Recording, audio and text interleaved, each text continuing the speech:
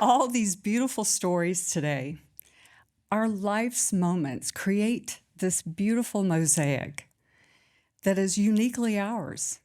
No story is exactly like ours, and my story is no different. My life started in dysfunction, and I had bullying in school, a sexual trauma as a teenager that I never told anyone until I was 60. But the first real heavy moment, trauma in my life, was giving birth to a full-term stillborn. I held her. I traced every inch of her face. I imagined the life that I would never see. And I left the hospital with a lock of hair and a footprint. That's all I had. But it was everything. I went on to have other children, but there was always that hole in my heart. I never learned how to process that emotion, that trauma, so I carried it with me. I loved from a distance and fear that another loss would come. Fast forward to 2017, I found my son dead of an overdose in a decomposed state, a sight you can't unsee. It put me in a ball in a corner for a few weeks, but I was a Tony Robbins fan. I thought, I have to keep moving. I just have to keep going. So that's what I did. But I still had all of that unprocessed trauma, just carrying it around. A year later, my dad died. The same moment my husband was having a heart attack. Trauma stacked on top of trauma.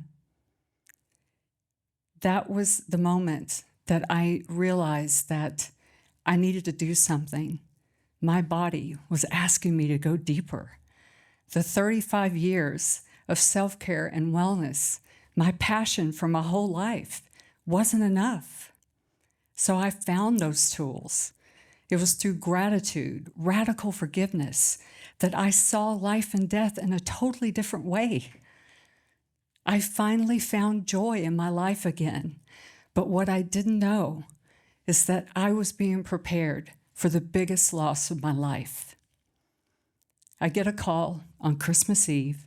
My daughter's rushed to the hospital. 48 days in the hospital with her. And with my newfound awareness, I was able to hold that space for her. I was able to let her do her work, her soul work, and I saw it happening. It was beautiful. But I was able to let her transition in her own time and keep that a sacred space for her. So I go home to mourn her. I'm standing in the middle of the grocery store and my cell phone rings. It's the police. They're trying to identify my son. He had a seizure and drowned in the pool. This is 12 days after her. I dropped to my knees in the middle of the store, and in the middle of that shattering moment,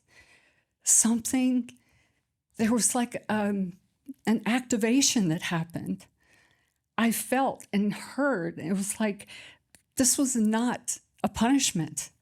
This was preparation. You had a contract with all of your children. They agreed to this. They were to give you these experiences so that you could have a story that no one could forget, so that you could make an impact in the world and help other people get to the other side of it. So I'm asking, are you ready? Have you done the work? Because you never know what's right around the corner. And even if you haven't lost, then this is a chance for you to get closer to the people that are right in front of you. So what I would like to leave you with today is, if you feel that calling, if you have that weight on your heart, and sometimes it's hard to breathe, then answer it. Answer that call. Do the work. because having those tools in your toolbox makes your life so much better, and you're able to face anything with strength. Thank you.